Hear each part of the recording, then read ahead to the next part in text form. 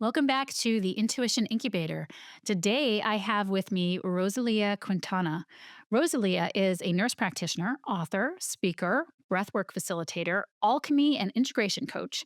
She specializes in quantum alchemy, psycho spiritual therapy integration, and the subconscious mind through her method, the zebra guided self healing alchemy and transformation method. Welcome, Rosalia. Thank you, Abby. I'm so happy to be here. Yeah, it's great to have you. So, you're a nurse practitioner I am. Yeah. and you're doing a lot of woo woo things. Huh? That's right. So, tell us about that journey. Are you do you do both? Are you still working in the nursing field? I'm still working in both. Yeah, absolutely. So I'll tell you a little bit about how that Yeah. journey came about. Yeah. So 2018 got around and I was at the top of my career, top of my salary. Just I had achieved all these goals I had set for myself. And I spiraled into the deepest depression I've ever had, to the point where I had suicidal thoughts. It was a Wow. very dark moment for me. I literally could not find a reason to go on or to get up in the morning, as crazy as that sounds, with family and everything. Sometimes, when we're in that state, we can't really see the blessings that we have. Yeah. Um, so I started looking out for help. I looked at energy work, breath work, somatic work, and I saw a little bit of light at the end of the tunnel. I was like, okay, well, when I do these things, I do feel a little bit better. I started working with so many things that came into my field at that time that kind of kept me above water. You Now, know, did you go in, I mean, as a nurse, did you try medication? Did you try I did not want to do that route. you didn't. Okay. So I you did went not. straight to how did you even know to look for energy work and light and things like that? Well, actually, I was going through bad, just that whole thing. I had a medical spa at that time, and a client of mine suggested, "Hey, you should talk to my therapist. She's from Uruguay." I said, "Okay, sure." I wrote to her. I didn't hear back for like 3 months, so it was gone. And then one day she texted me and she said, "Oh, I'm very busy. I don't take any new clients or whatever." I said to her, "Listen, like, I'm in bad shape. I need to talk to somebody." And the type of therapy she does, fortunately, is it encompasses so many things. So it's not just your traditional talk therapy.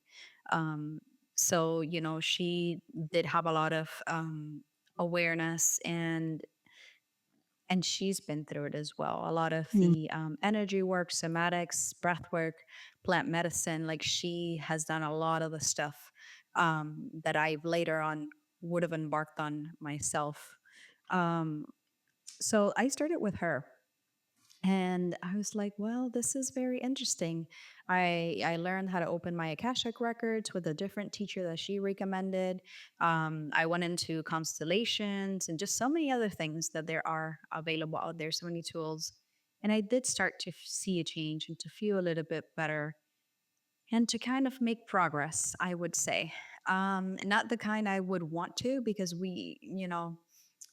a lot of the times we want that quick fix, that pill that will just take care of all of Right. our problems. And I'm of Cuban descent. So a lot of the Hispanic views on depression or problems or trauma in general is go work and that'll take care of itself. It'll resolve Uh-huh. with work. So, Yep. yeah. If you work enough, you won't have time to worry about your problems. So, Right. yeah. Logical. Yeah. Uh, so yeah, I tried that for a while and didn't work out so well for me at the end. But that's how I kind of came into energy work, breath work, somatics, and all of these things. So you mentioned Akashic records, and I know Yeah. that a large part of my audience will not know what that is. So Yeah. share a little bit about Akashic records. Yeah. Akashic Records is similar to what we call a library of the cosmos, if you want to say, of your soul. And you can access different parts depending on the intention that you come in with, depending on your experience on working with the records. Um, Some people like to refer to the quantum field, subconscious mind, etc. So it goes by many names, but it's really you're just accessing within yourself. Um, I always recommend to work with your own records, not necessarily, unless that is your work, opening records for other people because free will and so forth and getting consent and stuff like that. But yeah, that was definitely a door for me into my inner world, which I had no idea there was any inner world to begin with. Yeah. Yeah. So what did you learn at that point about your inner world and how did it impact you? Beautiful. So through my Akashic records, I learned to communicate with my guides. And I was like doing it daily. I was just in and out doing it. And I really developed a sensitivity for that, if you would Now, say. before this, were you aware that you had guides, that you could communicate with guides? Did you or was this Absolutely not. all it was all completely brand new? All brand new. And so when you first heard now, in what way do you hear your guides, for example? Like, how did So it come through to you? it has changed throughout time. Initially, when I started closing my eyes, kind of like in a meditative state, and doing automatic writing. That's how I first started. Okay, so when you first realized that you were communicating with guides, was there anything that you were like, "Oh, that's what that was." Like, and you had had some communication with them before, but you didn't realize what that was. You never knew to think of it that way? Absolutely. I think there have been many instances where they have been present and they have been guiding me as well as my higher self. I just wasn't aware that they were there. Okay. And so when they came in, well, I mean, like, explain to people what your guides are. Cause again, I have a very split audience. Like, I've got some people that will be like all over the, oh, they totally know exactly what this. And then I have another audience, they'll be like, what? So for that audience, share what your guides are. And So the guides will be different for different people, and they come and go depending on what you need and what their, I guess you would call their specialty is. Um, and for example, some people work with archangels, some people work with just there's so many guides, there are infinite amount of guides that can come forward from different dimensions, different realms, and stuff like that. Some people work a lot with Mother Mary, with Jesus, with whatever your belief system is. Typically they tend to kind of align more, depending on your belief system at that time. and how do you know that it's your guides? Well, for me, when the information that comes forward is completely different than the way I speak to myself, than the way a regular conversation I would have with someone is, the information that comes forward. Like sometimes I get words that I don't know what they mean. I write them down. I try to look for the meaning of it, make sense of it. And then like a month or two will pass and I'm like, that's what they were trying to say. That's what that was. And just a lot of stuff that I receive a lot of confirmation for something they would say. Like last year, they said to me, prepare your body. You're going to go into a massive change in your body, and you have to be, you have to be light and you have to be ready for that. Make changes in your diet, make changes in this and that. Did not listen. I had a Kundalini awakening, and that has been one of the hardest things I've ever been through. My body wasn't ready for that. I didn't prepare properly. I didn't listen basically. So I do get a lot of confirmations of things they say, of timelines, of things that, um, just information. It's like I said, you develop a sensitivity of working with your guides and trust and faith in what's coming forward. So it's just a practice, I would say. So for you, you were journaling and they would come through and say, take care of your body. Yeah, for me, I was journaling initially. Now I can hear them if I go into meditation. Sometimes I will see them in meditation. So it varies. And so tell us about this Kundalini awakening. Hmm. Yeah. Well, I was meditating for like 2 or 3 hours with Lemurian crystals in October, so last year's eclipse. And I didn't think of anything or that anything would happen. I meditate all the time, every day. And just like any other meditation, maybe a little bit longer than normal. But I will say I had never meditated on an eclipse. I will say that. So that was different. And I finished my meditation. I'm not going to go too deep into what came forward into the meditation, but it did involve a Kundalini, like a snake rising and stuff like that. That did come forward in the meditation. But I didn't think anything of it. I mean, I have seen that symbol before. It didn't really make you know, anything stand out. By that afternoon, I couldn't eat anything. That was the first thing. Huh. I couldn't bring myself to eat anything. Zero appetite. I was like, okay, fine, maybe I just need to sleep. I went to sleep and I started to having almost similar to seizures, except I was conscious. So I kept like shaking Mhm. very rapidly. And for a while, like it lasted, I don't know, like 20 minutes or something. So I was like, well, I don't know, maybe I'm coming down with a fever, something, a cold, I don't know, whatever. I didn't think of it much. Mhm. As a nurse practitioner and those people that work in healthcare, unless you're like actually dying or have a fracture or Right. something, you're fine. So Right.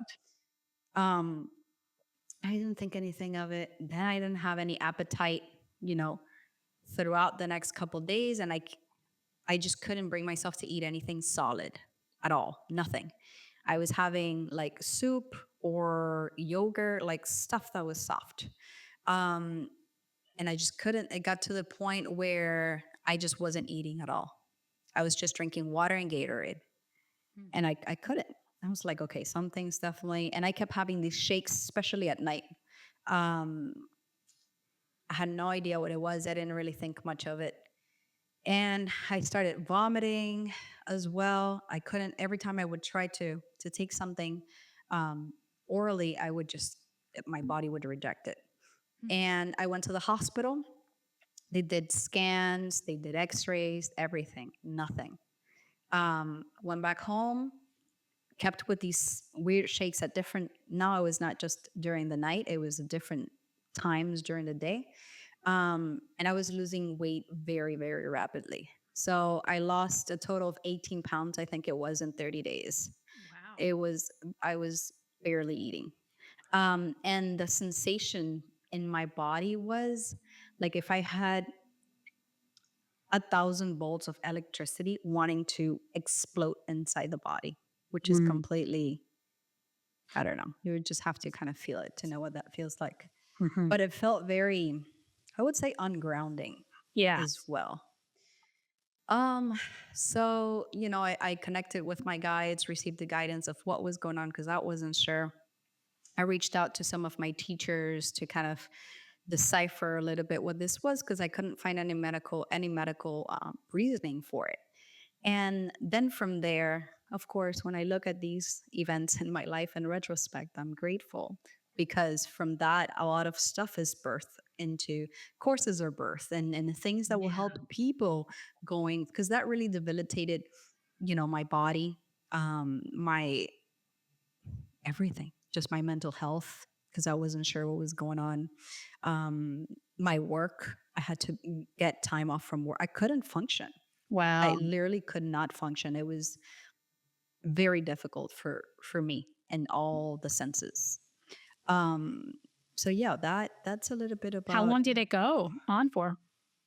well, to me, the integration portion of it, I think it could be still very well still happening. But for me, like physically wise, it kind of felt like very ungrounded, unstable, and like not being able to anchor that transition in for about 3 months. Wow, that's a long time. Yeah. And I think when things like that happen, for people like our first thought is, well, there must be something physically wrong with me because there's so not really an understanding of all the different realms and all the different ways that energy is around us and coming through us and Yeah. impacting us.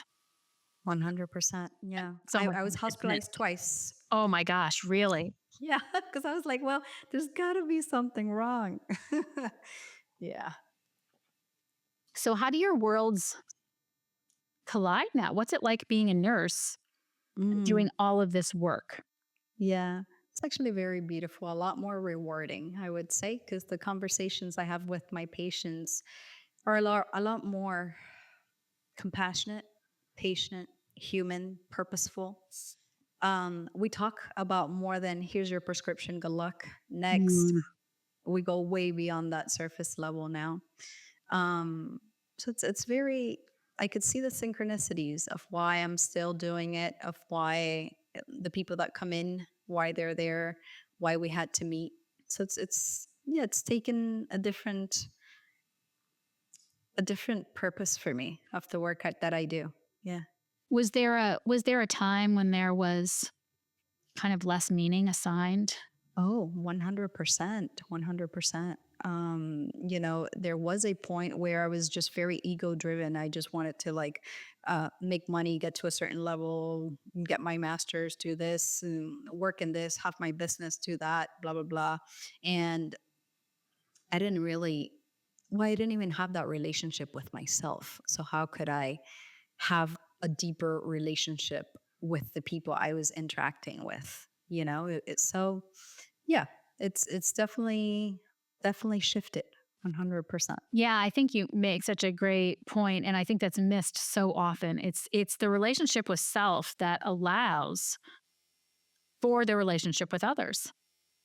And it's just such a hugely missed from every line of the spectrum, like from holding yourself accountable to who you're being, and are you judging, and are you being compassionate, and how are you showing up in the world, to giving yourself permission to be in a bad mood, to have all the human flaws, to, all of that stuff. And having compassion for yourself, like that entire spectrum, right? Is what allows for you to show up completely differently with other people. But, our culture is sort of like, well, if you take care of yourself, you're selfish. And if you know, look at yourself too much, you're self absorbed, like, Yeah, I think it's all, kind of like a pendulum, right? And kind of bringing that awareness of coming back to balance, and kind of learning how to navigate life. We're all kind of learning as we go. So it's definitely an interesting journey. I think that's one of the things that, when I work with people who are familiar with the realms that you're talking about, I think one of the places where we get stuck, and maybe you and I have even talked about this, is really having an understanding of how the human body instrument works. And that it's easy when we are connecting to those other realms to think that we should be able to just sort of like be okay and bypass the feet on the ground experience or the personality parts that, you know, don't want to behave the way that we want them to behave, or want to throw a fit or whatever it is. Well, in regards to that, I'll say if you do the work long enough, you'll know you can't bypass it. But it's definitely an interesting, unfolding. Like there's a lot of moving parts, and we learn different concepts and different meanings. We come back around to the same thing, and look and understanding it with different perception or a different interpretation, as we evolve, as our own relationship to the self evolves. Yeah. So, how do you feel like intuition really fits in with all of this? 100%. I feel like there's so much that we already come equipped with. I feel like we're just a very high intelligence of the divine, in this particular form. And there's a lot that we are remembering how to work with our own innate guidance and our own innate intelligence. Like lately, I've been working a lot with DNA upgrades and changes in my meditations. So I feel there's a lot for us to uncover, and all of us are getting a peek at different sides of the veil and different concepts and different ideas. And in my opinion, it's all to come together in collaboration, right? A lot of what your gifts and a lot of what you bring into the world may be different than mine, but we're all contributing to this entireness, to this, I call it the ecosystem of love. right? This oneness. Say more about that. About the oneness. Yeah, about we're all what we're all doing. This Yeah. idea that you have. So to me is like we're just one ecosystem of love that holds itself together. All of its part is just this one big source. And from there, it includes everything and everyone, all the kingdoms, all levels of consciousness, dimensions, etc. And everything that we do has a ripple effect, like that butterfly effect. To me, we're all connected, with the one source. And maybe to explain a lot under this, good, bad, conscious, unconscious, etc. I would say sometimes, and I include myself, I'm sure, in different incarnations. There's a lot I've done that I feel maybe a little bit farther away from love. Mm. But we learn from everything, and a lot of the exercising our free will kind of also affects different things and everyone, right? Our evolution as a species, right? If I were to choose through this, I guess, ascension of consciousness, if you call it, to do something different with my gifts, then, for example, right now I'm doing art. I'm like painting. I'm doing Mm. poetry. I write books. I could choose to do something else, and I'm pretty sure that would impact the whole in a whole different way. Um, so to me, it's just my whole thing is reminding people to connect back to their heart, wherever and however that happens for you is beautiful, right? Like not harming another person or another being, just basic things. Yeah. So what happens? Do you ever get frustrated with your kids or yell at them or Oh, yep. I'll give you a perfect example. We just moved, literally during Thanksgiving, and I kept telling my Mm. eldest one, "Hey, I've moved 7 times, so I'll have a little bit of practice." Mm. So I tell him, "Okay, do this and this and this and that." He will completely go the opposite way, not do that at all, and do like a whole bunch of other things. And then I turn around. I said, "Oh, did you do X, Y, Z, whatever that I told you? Because we needed to get this done by this time and whatever." It's like, no, I went and did like that other thing. I said, "Oh my god, that is totally not what I said at all." So I live that every single day. So I can't bypass it. It's part of the journey, right? So a lot of times you will catch me meditating, and he knows when I'm meditating, just like leave her alone for now, and she'll snap out of it and come back out.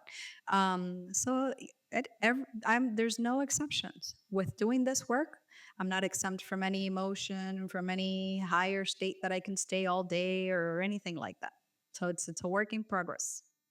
Yeah, and I think that there's kind of a fallacy that like if you do this work, well, you don't you somehow complete evolution, like where I know like there's a fantasy anyway, like who I mean, of course, we all would love that, but that's sort of not how it works. So how do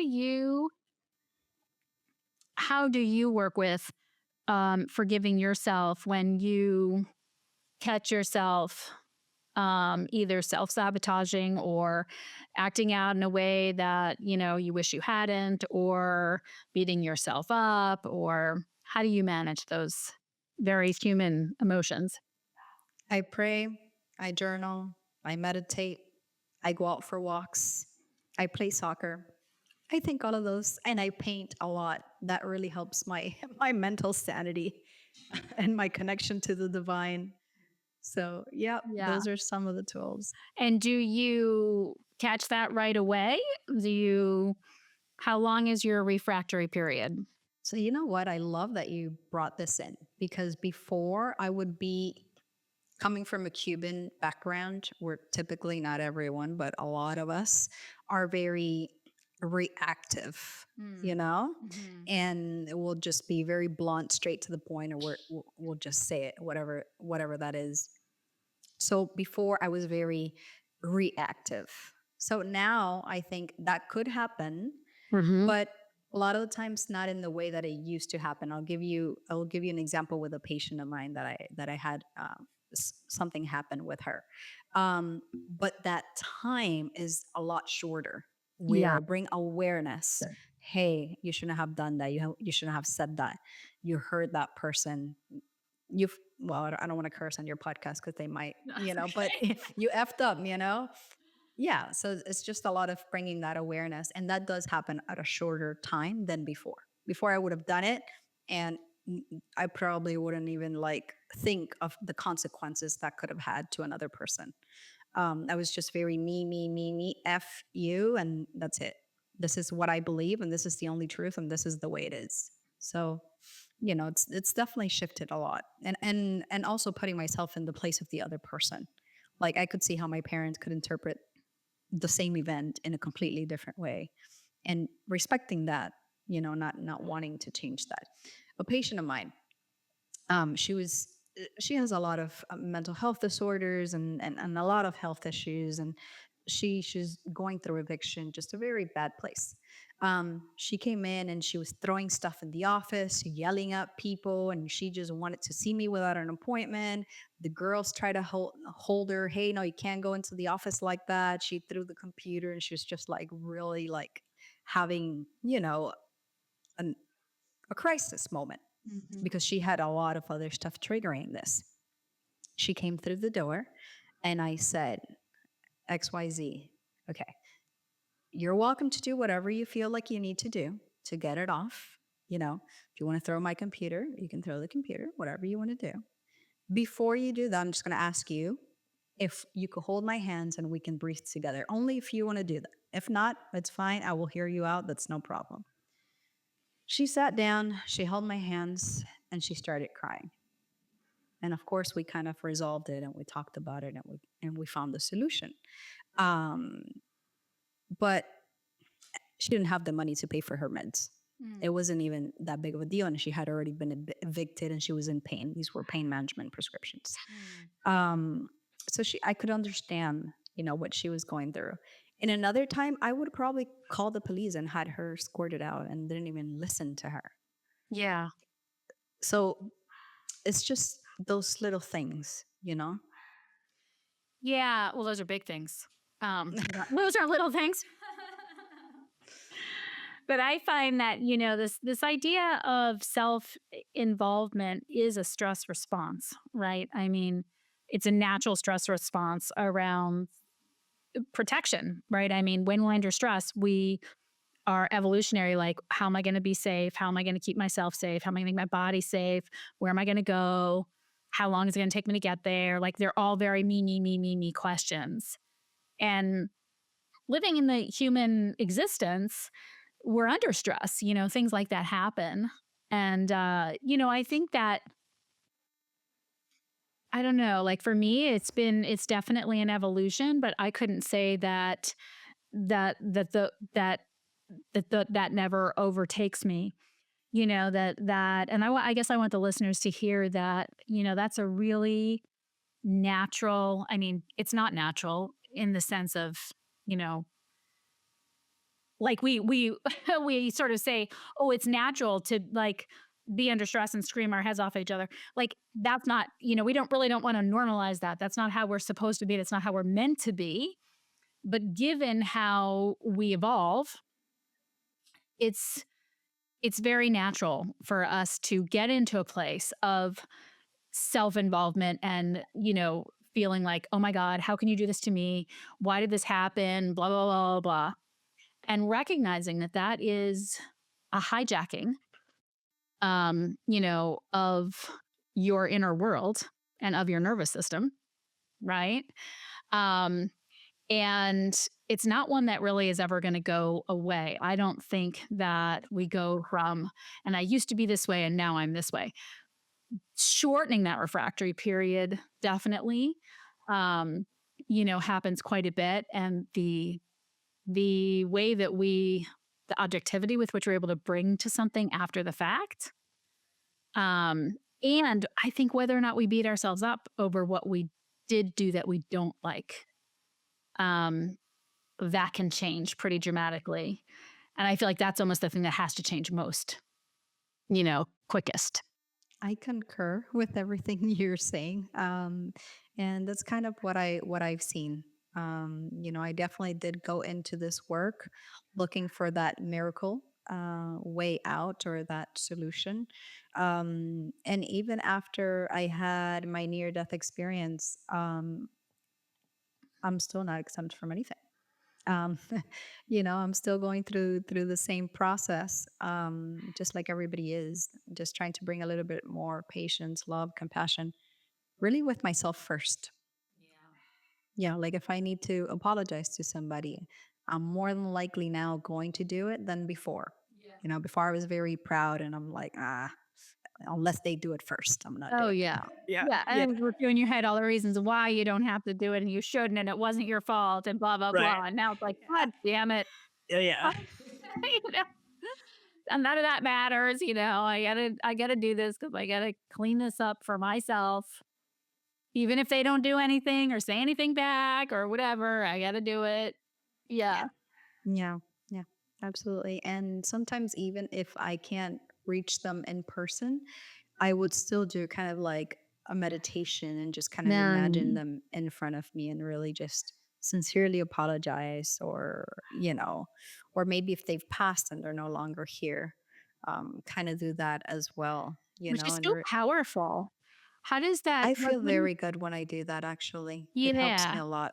Yeah, how does that help? How does it help you? But also, like, what's your belief about how that helps in general? Because I think so many people live with these lifelong regrets, that maybe somebody did pass or whatever, and they'll never know, but that's not really how it Yeah. works, I right? love writing letters, maybe that I'm never gonna deliver to anyone, but Mhm. still, and whether they've passed or not, I like to write them and I like to safely burn them. Mhm. And really see those, because I feel like a lot of these things work in our subconscious mind more than Mm. anything, to really help us process trauma.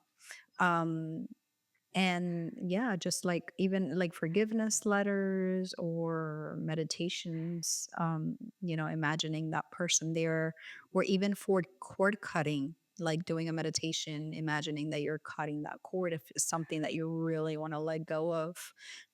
So there's a lot of very cool exercises that we can do. That really are impactful, right? Like, they might feel kind of hokey to some people, but they are incredibly releasing, and They really are. You would have to try it to know what it feels like. Yeah. yeah. I recently, renamed this podcast, The Intuition Incubator: Overcoming Fear. And I'd love for you to maybe speak to your thoughts about how fear plays into all of this and the way in which it keeps us from hearing our intuition. Hmm. I love that. I love that question. That's very powerful. I think fear, for me at least, has been one of the biggest factors. When it comes into self doubt, self sabotage, Mm. doubt, um, and a lot of other things, pretty much that feel kind of contracting rather than expansive.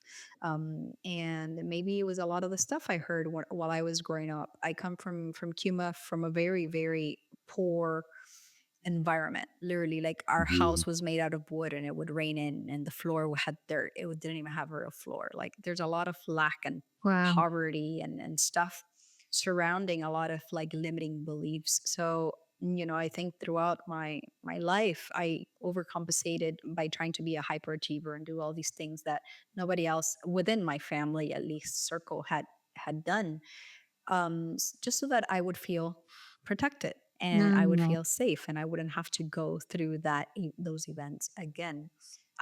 So there's definitely a lot of work and a lot of reprogramming, and fear feeds a lot of those programmings, whether we picked it up from childhood or from a traumatic event in our life. So it's kind of like fear is usually associated with a lot of those things that sometimes they're holding us back. And not to take away from the experience or from the trauma itself, because I don't want to like not validate what happened, but is it happening now? right? So it's Mm, that baggage, you're carrying yeah. it and you're not wanting to let that go. And I've been there. I'm not judging anybody. I still have stuff to work through as well that I could let go of more and more and more. But I feel like this is kind of like an onion layery type of work, right? Yeah. Yeah. Yeah, I love that. Right. Not to diminish the experience, but is it happening now? It's such a good question, right? I mean, because it really sort of puts it right in front of you. Like, again, not that it's should have happened or wasn't unfair or wasn't unfortunate or all of those things, or even that you should not still feel feelings about it. Like, you have to work through those feelings, right? But how are you going to work through those feelings until you first realize it's not happening right now? Like, you can settle your body down. It's not happening right now. So let's breathe. Let's get the instrument to settle down so Mm. that maybe you can work You know, through. I want to touch on that because I've seen that with a lot of my clients on the private side of things, doing the zebra method. What I've seen, especially with people that are really like just in a rough spot, is that their nervous system is not regulated at all. And they Mhm. don't even know how to do it. They haven't even heard about tools of regulating their nerves. There's no way I can ask someone that is in the deepest depression, they can't even take a shower, Right. to go and build a business and operate at a high level and do their podcast and create their and write their book. I mean, come on, you Right. know, Yeah. baby steps. So it's kind of like Maslow's hierarchy of need. Build those spaces up first. And Yeah. then when you get to, I don't know, the self-realization, the know thyself state, well, wonderful. Then you open yourself up to different things, right? But maybe you're not there yet, and that's okay. Yeah. I think that's so important because sometimes when you're not there and when you're in that place, and I've been there, in my life, you're there and then what the inner world wants to do is beat yourself up for not only being there, but, oh, and you're not where Susie is, and you're not, whatever, building the business or all of these things. And it just becomes this like huge pile on thing. And the patience, right? Like the ability to sit and be like, yeah, you've got to be where you are right now. That's heavy. Yeah. It's, I think Mm. it's really tough, and you'll never get out of where you are right now if you can't be there, no, let alone if you're beating yourself up for all the places you think you should be. And it's kind of like sometimes I'm like, well, why should you be there? Why would you be anywhere but where you are right now, given what's happened? Like why? I heard something somewhere where I can't pinpoint where, but I really loved it. And is that life is understood backwards but lived forwards. Mm. And from my near death, I did see how that, life review gave me a better understanding as to what had happened so far. That I couldn't have gotten that, I guess, zoomed out perspective otherwise. Um, and just not giving up today. Today, I'm not going to give up. Mm. Just today, I'm going to survive today. I'm going to have all the resources I need today. We don't know tomorrow, but today, I'm still here. Did you tell yourself that during your depression, during that dark time? No. I should have. No. I mean, back then. No, I did not. I wish I did though. I didn't have any of this awareness at all. I did not have any of this.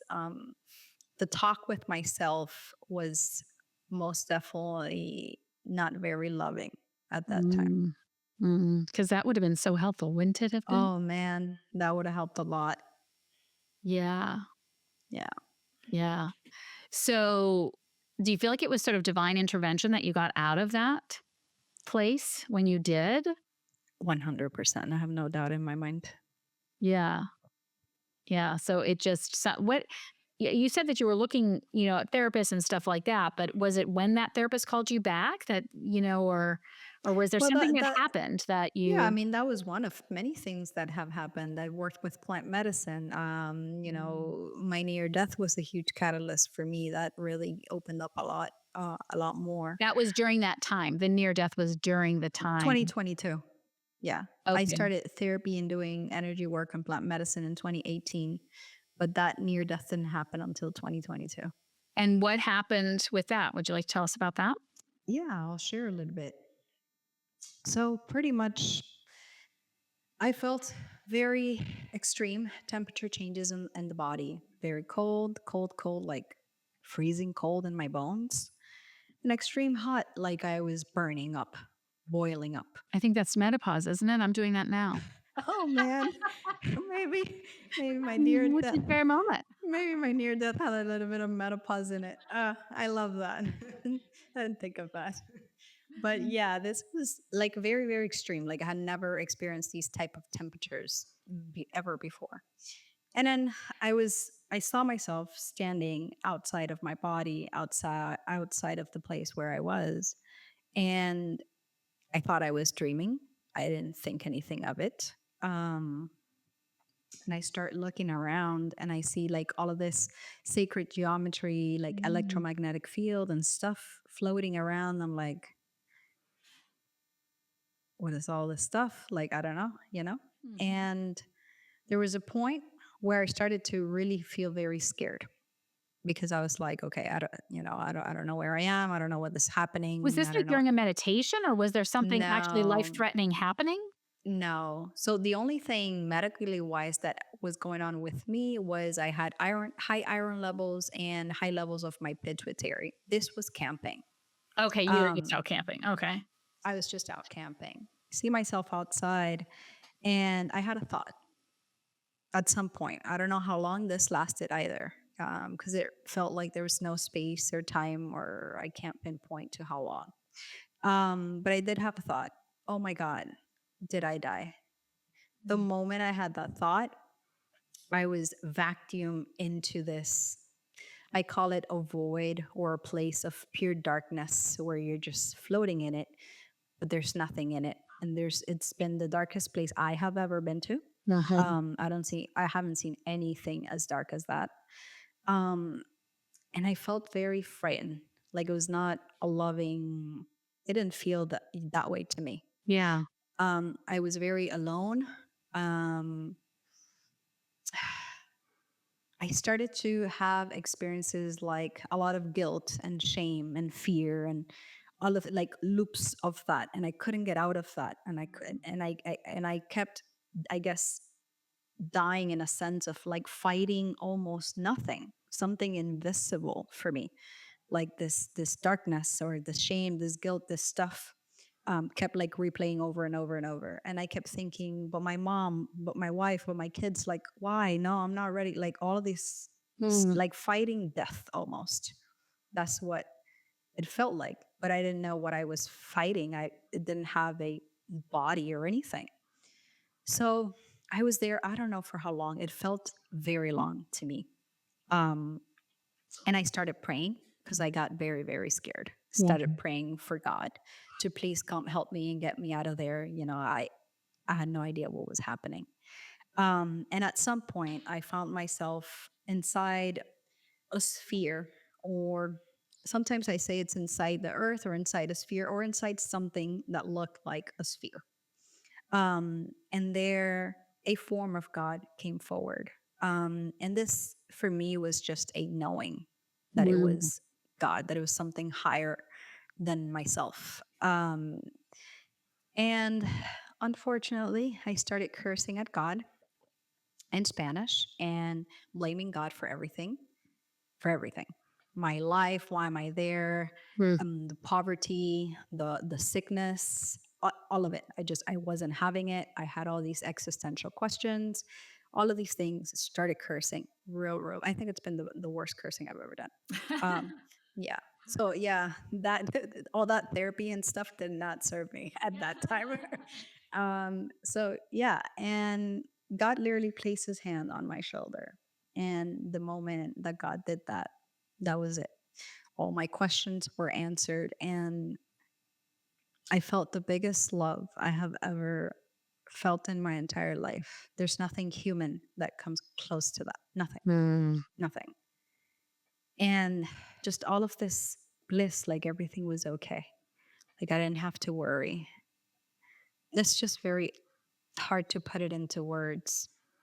And then I started to see um like lives. I don't know if they're past lives, parallel lives, or what, but a bunch of lives that I knew it was me in different lifetimes.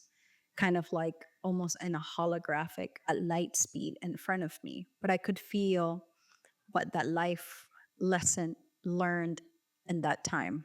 Hmm. It was just like knowing of what the lesson was. And I was a male, I was a female, I was from every race, every continent, every religion. And I was just like, oh my God. Like, I couldn't believe it, especially with men. I've had a rough relationship with my dad and understanding his ways and his stuff. And I was just like, no, I would never do that. Yeah. Well, yeah, I did. So, yeah. And worse also. So, unfortunately. You saw And all of your parts of yourself.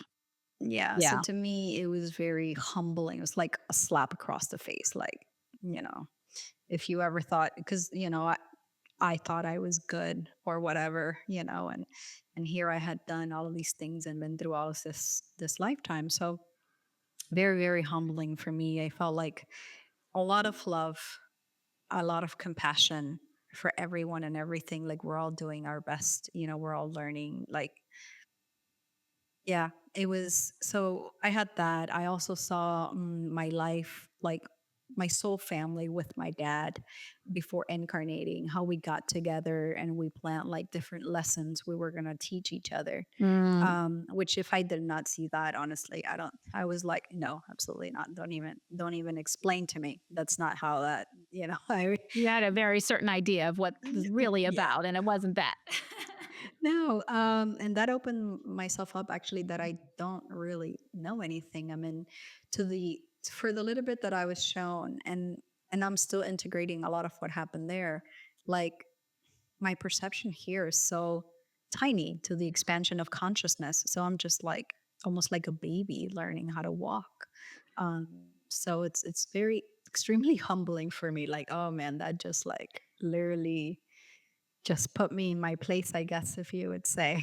So, Yeah, I mean, I think you call it a near death experience, but I think a lot of people will experience that in that type of experience in a deep meditation or with plant medicine or something like that, where there's just this knowing, like you said, like you see so much more than we see with our five senses.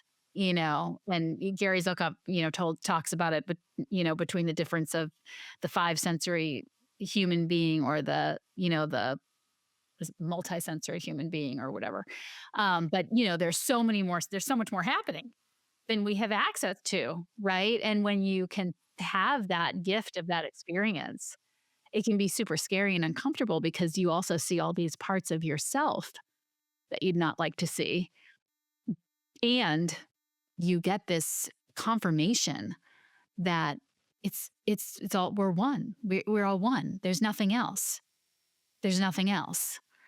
And I mean, I feel like that's like the deepest sense of intuition, right? Like those moments which I feel like are so fleeting if you ever even get to have them at all. But that sense of just like, I know, like I know with like we get worked up, like, oh, but what if this doesn't work out? Or what if that doesn't work out? Or what if this, what if that, and then maybe you have a meditation or something happens or whatever. And you have this moment of like, no, like literally anything could happen in this moment and I would be okay because I know.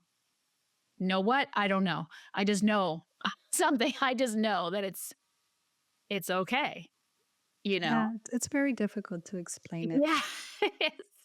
It's really an experience for each of us to have in their own way, whichever way that comes. In the right timing for everybody is beautiful and it's perfect. Um, but you will know. Yeah. Yeah. So, for people who have never had that kind of experience, before, What is the biggest thing that you would like people to know? Like, what would you like to leave people with? What do you want people to know more than anything when Mm, they hear this episode and hear your message, learn more about you? Like, what do you want people to know? what I'm going to share now, I learned from plant medicine and it really stuck with me, and still does to this day, which is to transfer all your senses to the heart. Hmm, You're seeing, you're hearing, all of it, but with the heart. So, yeah, that's what I would love for people to remember what they already know, remember to connect to their heart, to live from their heart, to perceive life from their heart, and just to co-create with the divine, but from a heart place. that's beautiful. Yeah, remember what they already know, which they'll find in their heart. Yeah. I love that. I love that. Mm. How can people connect with you, Rosalia? How can people learn more about what you do? Absolutely. Just through Instagram, Quantum Alchemist Master, they can find all my stuff there. Okay, great. And we'll put all of that in the show notes as well. I want to thank you so much for being here. This was fascinating. I'm sure people will love to hear all the realms that we covered today. Thank you so much, Abby. Appreciate it.